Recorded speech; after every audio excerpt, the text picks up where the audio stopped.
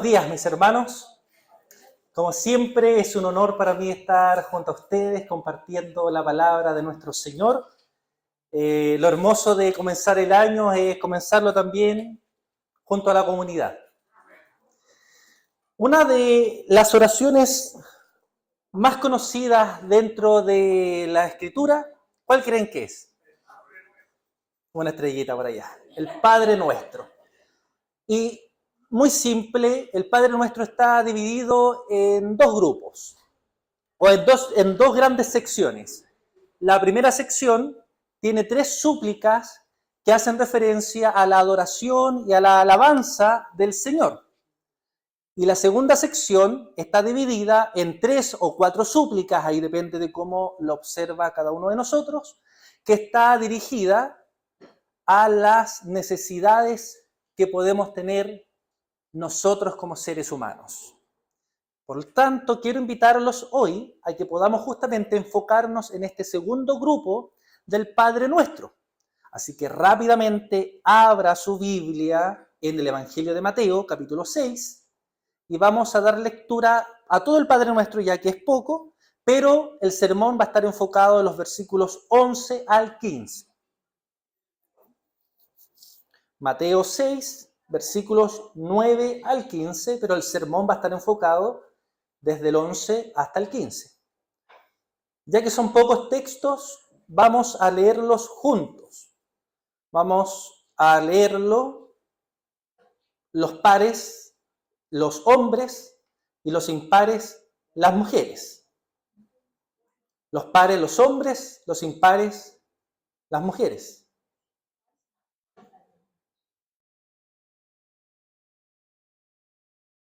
¿Lo encontró? Ya. Dijimos pares, hombres, impares, las mujeres, entonces comienzan las mujeres. Dice así: vosotros pues, Padre nuestro que estás en los cielos, santificado sea tu nombre. venga tu reino, hágase tu voluntad como en el cielo, así también en la tierra. El pan nuestro de cada día, danos hoy. Y perdónanos nuestras deudas, como también nosotros perdonamos a nuestros deudores. Y no nos dejes en tentación, mas líbranos del mal, porque tuyo es el reino, el poder y la gloria, por todos los siglos. Amén. Porque si perdonáis a los hombres sus ofensas, os perdonará también a vosotros vuestro Padre Celestial. Mas no perdonáis a los hombres sus ofensas, tampoco vuestro Padre os perdonará vuestras ofensas. El propósito de este sermón es que podamos cultivar nuestra relación y nuestra dependencia con el Señor. Y para esto quiero invitarlos a que podamos observar 3 puntos. ¿Cuáles son estos 3 puntos? El primero es que Dios sustenta nuestras necesidades. El segundo es que Dios perdona nuestras deudas. Y el tercero es que Dios nos cuida en nuestras tentaciones.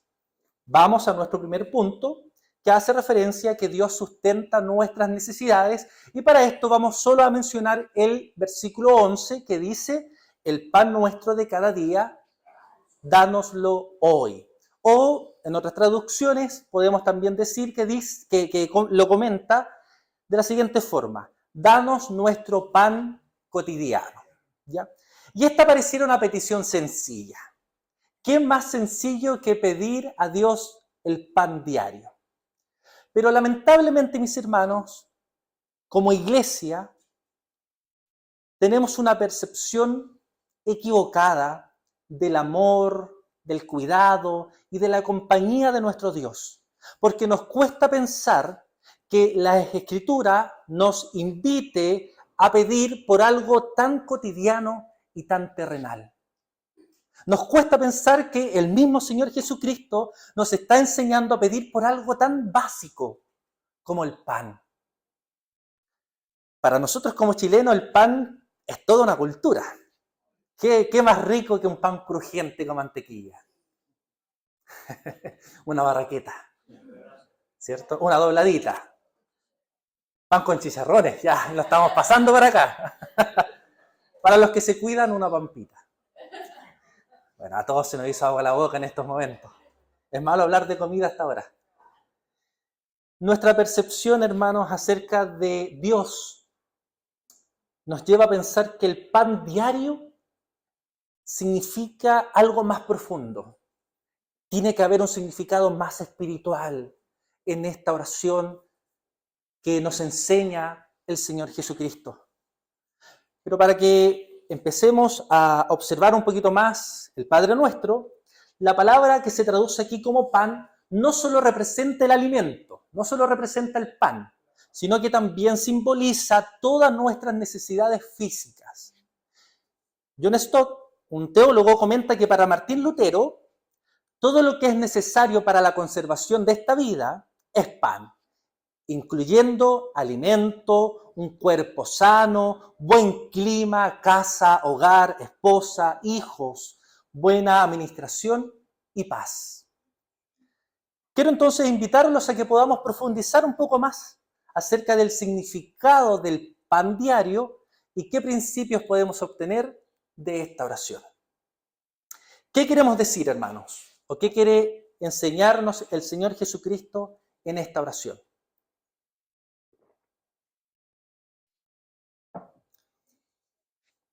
Esto quiere decir, en primera instancia, que Dios cuida de nuestros cuerpos.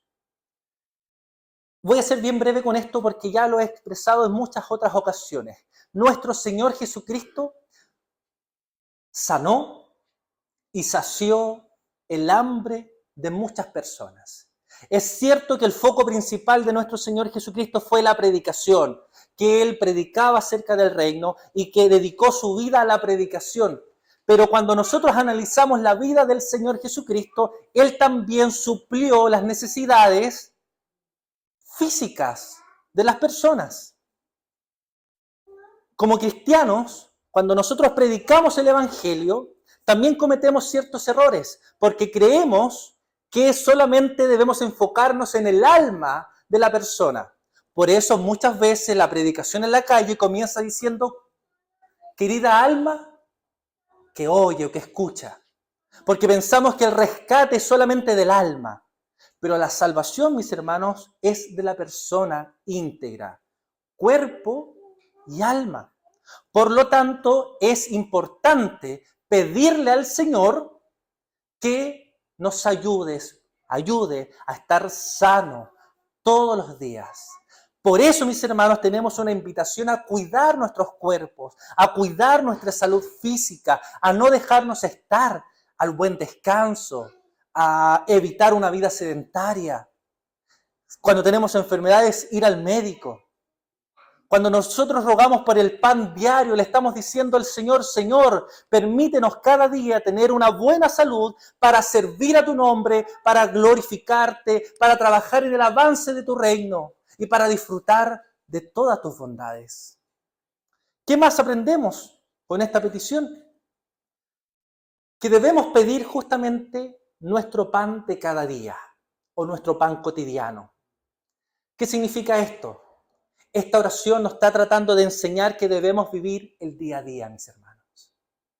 A no preocuparnos, a que la ansiedad no se apodere de nuestras vidas, que tan rápidamente llega en los momentos en donde nos desesperamos porque no sabemos si vamos a alcanzar a llegar a fin de mes. Porque tenemos necesidades de ciertas cosas materiales y comienza a producir en nosotros la ansiedad. Hermanos, nuestro Señor cuida de sus hijos. Esta petición nos habla de vivir con alegría, sabiendo de que Dios tiene el control de todas las cosas, sabiendo de que Él ha prometido estar con nosotros todos los días. Esta petición nos enseña a vivir agradeciendo nuestro día a día, a no preocuparnos por el día de mañana. No estamos diciendo con esto que debemos ser negligentes y gastarnos todo el dinero en el día, porque después quedamos sin nada durante el mes. Lo que se nos está diciendo con esto es que confiemos en el Señor. Todos los días de nuestra vida debemos confiar en el Señor, porque el Señor promete darnos lo que necesitamos día a día. Esta petición ataca y rompe con nuestro estilo de desconfianza con Dios. Nos enseña, mis hermanos, a que debemos rogar a nuestro Dios en dependencia de que Él nos dé lo que necesitamos. Jehová es mi pastor, nada me falta. Es una declaración, hermanos, es una decisión. El salmista lo que está haciendo ahí es enfocándose, dando una declaración de que si está con el Señor, todo lo que necesita ya está suplido por Él. ¿Qué más aprendemos? ¿Cuál es el espíritu correcto de oración y acción? Sproul dice lo siguiente: la oración es un ejercicio de pasión, no de indiferencia. Si alguno de nosotros hace esta oración, Señor, danos el pan de cada día, dame el pan diario, pero luego se sienta tranquilamente a esperar que el pan caiga desde el cielo, seguramente vamos a morir de hambre. Esta oración nos recuerda que la oración y el trabajo van de la mano. Que cuando oramos también debemos trabajar para hacer nuestras oraciones posibles. Es cierto que el Señor es el que brinda todos los medios, pero nosotros no podemos quedarnos quietos, mis hermanos. Si nosotros queremos comprarnos un auto, tenemos que trabajar, tenemos que juntar, tenemos que orar. Señor, necesito un auto, dame un auto. ¿Y qué debo hacer? Trabajar para eso. ¿Que el Señor pueda tomar otros medios? Sí, hermanos. El Señor es soberano. Él puede hacer todo. No hay nada imposible para Él. Pero la invitación de esta oración es que nosotros seamos diligentes, seamos activos para cumplir con nuestras metas. El enfoque no son nuestras metas. El enfoque es la gloria del Señor. Pero debemos trabajar para que las cosas terrenales que necesitamos se cumplan. Si tú quieres ser un profesional, ¿qué tienes que hacer? Estudiar, quemarte las pestañas, esforzarte. El título no te va a venir por Temu o por AliExpress. ¿Qué más nos enseña esta petición, mis hermanos? Que debemos pedir comunitariamente. La oración que nos enseña el Señor Jesucristo no dice, dame mi pan. Había una canción acerca del pan. ¿Se acuerdan? Mi pan. ¿No se acuerdan de eso? ¿No? Los que no ven TikTok, se nota, no ven TikTok. Ah, ¿no se acordaron? Pecadores. Esta petición nos enseña a pedir comunitariamente, mis hermanos. No es solo mi pan, es nuestro pan. Fíjense lo que dice Proverbio 30, versículos 8 y 9. Dice, no me des pobreza ni riquezas, manténme del pan necesario, dame lo que necesito día a día. ¿Por qué? No sea que me sacie y te niegue y diga, ¿quién es Jehová? O que siendo pobre, hurte y blasfeme el nombre de mi Dios. Debemos rogar, mis hermanos, para que el Señor nos dé lo que necesitamos. ¿Se dan cuenta que la petición es, Señor, danos el pan diario y no, Señor, danos la panadería? Si el Señor nos bendice y los bendice a ustedes con más riquezas y con más cosas, bendito sea el Señor. Pero la invitación es que aprendamos a descansar en el Señor, que aprendamos a depender únicamente de Él. Podemos orar, mis hermanos, con confianza, porque Dios ha prometido suplir abundantemente a su pueblo. Podemos comunitariamente, como iglesia, orar ante el Señor y pedir, porque Él ha prometido bendecirnos. No es malo pedir las cosas que necesitamos y queremos, mis hermanos. Confiemos en el Señor, confiemos en que Él va a direccionar nuestras oraciones, que Él sustenta nuestras necesidades. En esta primera súplica se nos enseña entonces a confiar en que Dios sustenta nuestras necesidades. Y en nuestra segunda súplica somos invitados a observar que Dios perdona nuestros pecados. Para esto vamos a leer el versículo 12, nos vamos a saltar el 13 para leer el 14 y el 15, que dice así. Y perdónanos nuestras deudas como también nosotros perdonamos a nuestros deudores. Versículo 14 y 15. Porque si perdonáis a los hombres sus ofensas, os perdonará también a vosotros vuestro Padre Celestial. Mas si no perdonáis a los hombres sus ofensas, tampoco vuestro Padre os perdonará vuestras ofensas. Lo primero que quisiera señalar en esta parte es el perdón que debemos pedir a Dios constantemente. Pero aquí puede surgir una pregunta, o quiero introducir una pregunta. ¿Por qué debemos pedir perdón si se supone que en Cristo ya hemos sido limpiados de todos nuestros pecados? ¿Por qué Jesucristo nos está enseñando a que debemos continuar pidiendo perdón si el sacrificio de nuestro Señor Jesucristo nos limpió de nuestros pecados pasados, presentes y futuros? La respuesta es simple, hermano. Es verdad que la base de nuestro perdón descansa en el sacrificio de nuestro Señor Jesucristo.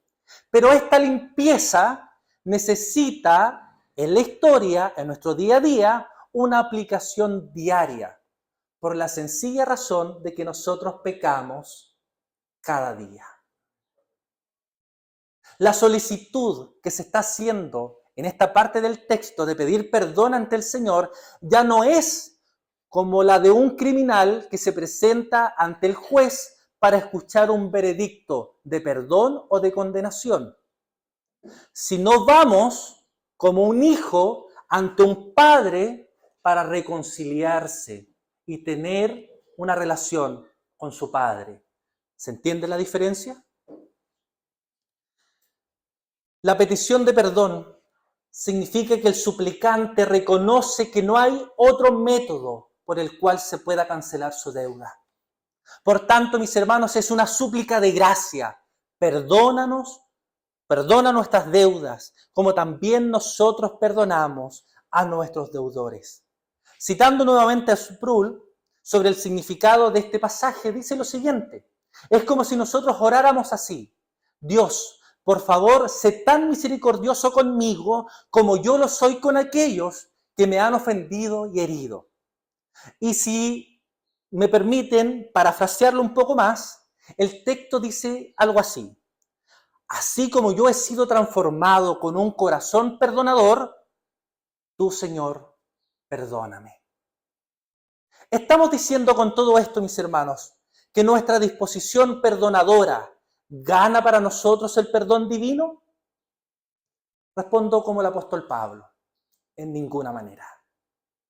El perdón de nuestras deudas, el perdón de nuestros pecados, se basa únicamente en el sacrificio de nuestro Señor Jesucristo, no en nuestras obras, no en nuestros méritos, no en lo que nosotros hagamos, sino en Cristo y solo Cristo. Entonces, ¿qué estamos diciendo con esta parte del Padre Nuestro? ¿Qué nos está enseñando el Señor Jesucristo? Lamentablemente, estas partes del Padre Nuestro son mal entendidas y son mal aplicadas. Porque lo que estamos diciendo, lo que el Señor está tratando de explicarnos es que un pecador perdonado será y debe ser un pecador perdonador. Por eso el Señor hace como un comentario a pie de página en los versículos 14 y 15 y nos trata de explicar un poco más. Y dice, porque si perdonáis a los hombres sus ofensas, os perdonará también a vosotros vuestro Padre Celestial. Mas si no perdonáis a los hombres sus ofensas, tampoco vuestro Padre os perdonará vuestras ofensas. Es decir, si ustedes perdonan, están demostrando que han sido salvados por Dios. Si ustedes no perdonan, están demostrando que no han sido salvados por Dios. ¿Se va entendiendo? Yo sé que puede ser un poco complejo. Si van quedando dudas, después se pueden acercar a mí para que lo resolvamos. La intención, por tanto, mis hermanos, de esta sección es que entendamos la importancia de una disposición perdonadora. Debemos buscar nosotros el perdón en nuestras vidas. Y para esto quiero invitarles a que observemos lo siguiente. Debemos aprender, mis hermanos, a justificar antes de condenar. ¿Quién de nosotros no ha tenido un mal día? ¿Quién de nosotros no se ha levantado con el pie izquierdo? Ha dicho una palabra que ha ofendido al otro. Ha tenido una acción que ha hecho que el otro se sienta mal. ¿Y cómo reaccionamos nosotros, mis hermanos, cuando alguien pasa, por ejemplo, y no nos saluda? Creemos que las cosas son personales. Y en muchas ocasiones, la verdad es que simplemente pasó. Aprendamos entonces a justificar y expresar la siguiente idea. A lo mejor el hermano tuvo una dificultad desde su casa y llegó mal a la iglesia. A lo mejor el hermano no me vio y por eso no me saludó. Cuando alguien exprese una frase que nos dañe, pensemos que a lo mejor el hermano no quiso decir esa frase y no quiso dañarnos.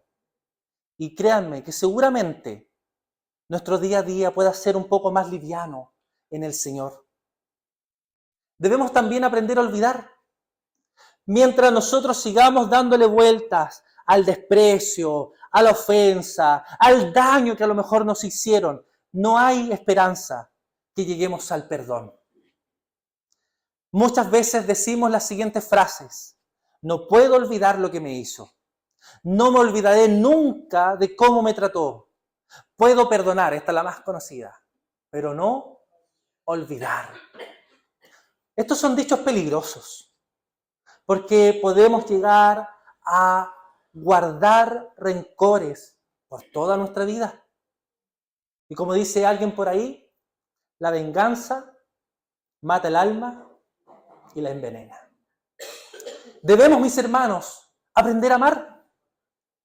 Primera de Pedro 4:8 dice lo siguiente: y ante todo tener entre vosotros ferviente amor, porque el amor cubrirá multitudes o multitud de pecados. ¿Qué nos está diciendo Pedro? Que debemos tener amor, porque si miras y actúas en amor, las faltas de los demás pasan más rápido.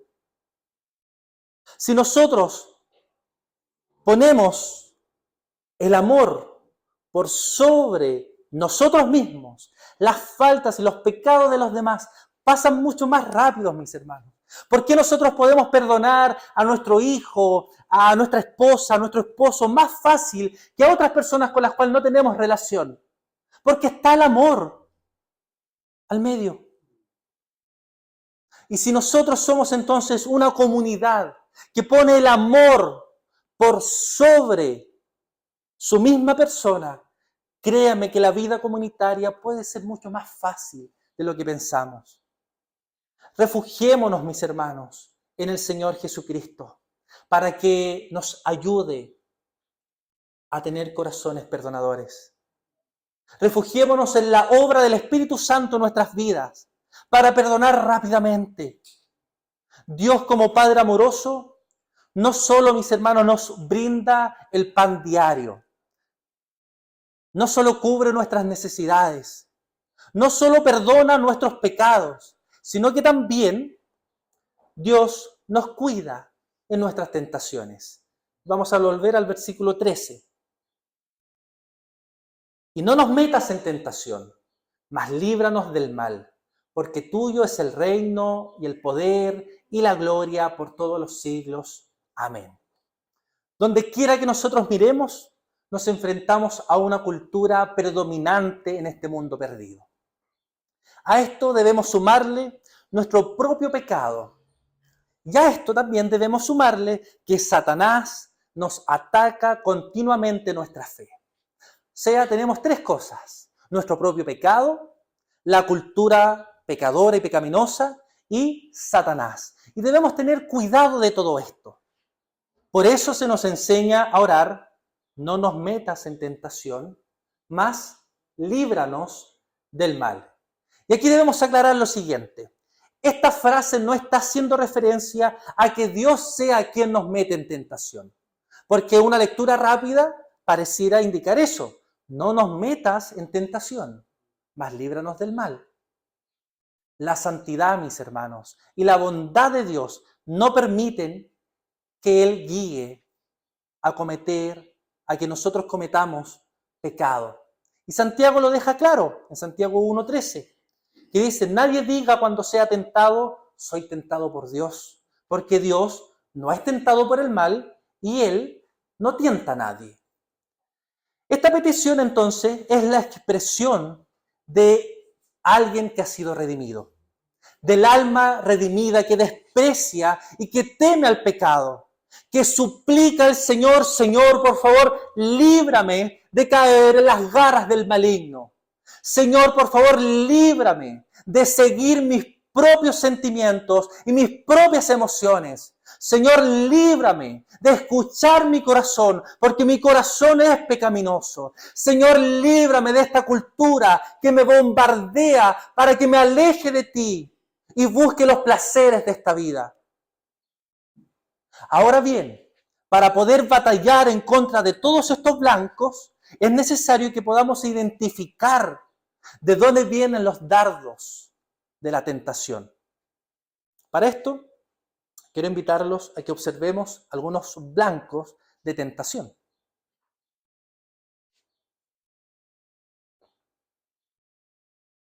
Algunas veces el ataque de la tentación llega por terceros.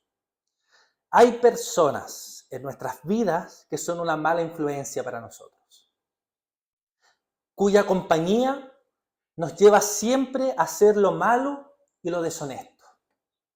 Por eso 1 Corintios 15:33 dice: no erréis. Las malas conversaciones corrompen las buenas costumbres. Mis hermanos, debemos tener cuidado con aquellas compañías que nos hacen pecar, con aquellos amigos, amigas que hacen que actuemos fuera de lo que la Escritura nos enseña. ¿Estoy diciendo con esto que no podemos tener amigos que no sean creyentes? No. Si somos maduros, podemos hacerlo. Pero ojo de que esa persona te influya para que tú actúes en contra de Dios y su palabra. Las tentaciones también pueden venir de aquellos que nos aman. Y estas son difíciles de identificar, difíciles de enfrentar, ya que vienen de personas que no nos quieren hacer daño. Y a veces nos dan un consejo, y ese consejo es antibíblico. A veces nuestra esposa, nuestro esposo, nuestros padres nos pueden aconsejar. Estamos pasando por un problema X. Y nuestro esposo, nuestra esposa nos pueden decir: oye, deja todo ahí, no te metas más, no perdones. Porque, obvio, amamos a esa persona y queremos cuidarla. Pero es un consejo antibíblico. Y debemos tener cuidado con esos consejos, mis hermanos. Si nosotros somos aquellos que vamos a aconsejar, debemos aconsejar siempre conforme a su palabra y no a nuestras emociones. La tentación también puede venir al tratar de agradar a nuestra cultura. Casi todos nosotros tenemos una extraña manía, mis hermanos, de no querer parecer fomes ante los demás. No queremos que se nos llame retrógrados por decir que la sexualidad está enmarcada en una dimensión llamada matrimonio. No queremos que nos llamen primitivos o aburridos, porque no hacemos las mismas cosas que hacen a lo mejor nuestros compañeros de trabajo o aquellas personas que no creen en Dios. Agustín tiene un famoso libro llamado Confesiones y dice lo siguiente: entre mis iguales, escúcheme bien, entre mis iguales me daba vergüenza ser menos desvergonzado que otros cuando los oía presumir de sus maldades. Y yo me complacía, no solo en el placer de la acción, sino en la alabanza. Me presentaba peor de lo que era, para no ser menos. Y si en algo no había pecado, como los más pervertidos, decía que había hecho lo que no había hecho, para que no se burlaran de mí. Interesante, ¿cierto? La tentación viene también de nuestro interior. En todos nosotros hay un punto débil. Y es a ese punto débil que la tentación lanza su ataque. El punto vulnerable es distinto en todos nosotros. Y debemos tener comprensión hacia nuestro hermano y hacia su punto débil. Lo que para ti a lo mejor es una debilidad, para mí puede ser una fortaleza. Lo que para mí es una debilidad, para ti puede ser una fortaleza. Lo que es una tentación rabiosa para algunos, no le afecta para nada a otros. Pero en todos nosotros hay un punto débil. En algún lugar de nuestra persona hay alguna grieta en nuestra santidad. La tentación también puede venir de nuestro punto fuerte. Los dejé loco ahí. Si hay algo, de repente nosotros decimos la siguiente frase: esto es algo que yo no haría jamás. ¿Cierto? Yo creo que cada uno de nosotros, si piensa, puede decir algo así: yo nunca haría esto. Yo nunca haría esta otra cosa. Mis hermanos, nada le ofrece una ocasión mejor a la tentación que el exceso de confianza. Quisiera entonces compartir con ustedes una vía de escape práctica. La tentación va a llegar a tu vida, sí o sí. No tienes cómo librarte de que la tentación llegue a tu vida. Nuestro propio Señor Jesucristo fue llevado al desierto y fue tentado por Satanás. Vamos a ser tentados. Vamos a ser provocados. ¿Qué podemos hacer? Ora a Dios.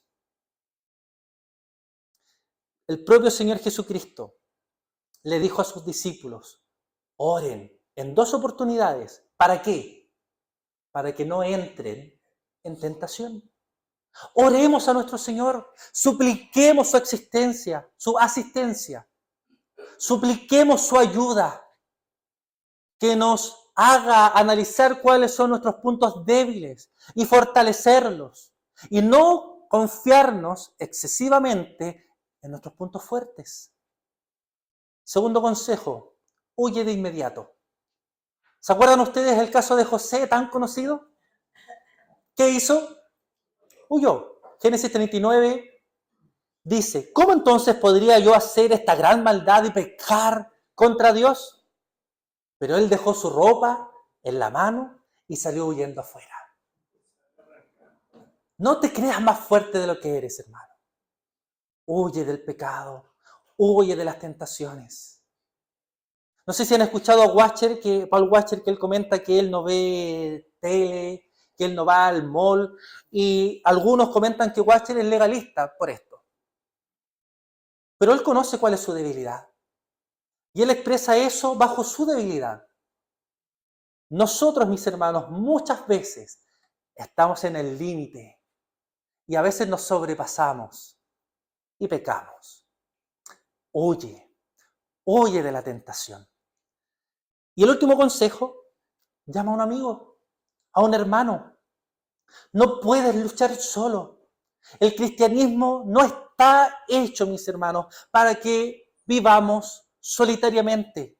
Dios nos manda en Hebreos 3:13 a lo siguiente: exhórtense los unos a los otros cada día, no sea que alguno de ustedes sea endurecido por el engaño del pecado.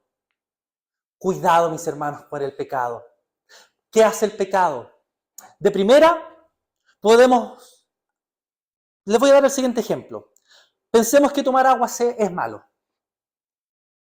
Yo sé que es malo y comienzo a acercarme poco a poco al vaso con agua. Y el vaso se empieza a acercar hasta que el pecado tiene su fruto. Bebo el agua. Tenía sed también. Bebo el agua. Peco. Pero ahora el vaso está en mi mano. Ya no tengo la misma sensibilidad que tenía cuando el vaso estaba lejos, donde trataba de luchar en contra del pecado, porque ya caí. ¿Qué empieza a pasar con nuestro corazón? Se empieza a endurecer. Y ahora fácilmente podemos seguir bebiendo del pecado. Y empezamos a disfrutar del pecado. Empezamos a levantar argumentos para defender que estamos cometiendo pecados. Roguemos al Señor, mis hermanos, para que cultivemos un corazón que dependa del Señor, de nuestra relación con Dios, entendiendo, mis hermanos, en este Padre nuestro, que Dios suple nuestras necesidades, que Él perdona nuestras deudas, que Dios nos cuida en medio de nuestras tentaciones, porque suyo es el reino y el poder y la gloria por todos los siglos. Amén. Oremos. Amado Señor.